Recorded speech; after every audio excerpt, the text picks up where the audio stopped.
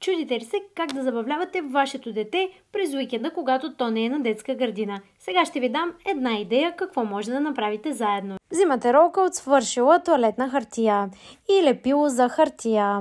Взимате един бял лист и го изрязвате по големината на ролката. Залепяте го и е време за ушичките на нашата фигурка, както и за краката. Тя ги нарисувах с маркер. Може да ги нарисувате и с черен тънкописец. Накрая залепям и очичките, рисувам лицето и мечката е готова. Лесно и бързо занимание за вкъщи, което ще накара детето ви да бъде креативно.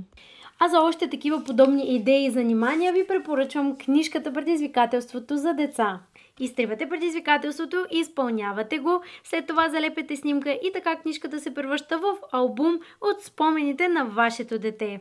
Освен игри и забавления и различни идеи, като тази, която ви дадох преди малко, книжката съдържа много предизвикателства, които учат децата на добро, на различни навици също така.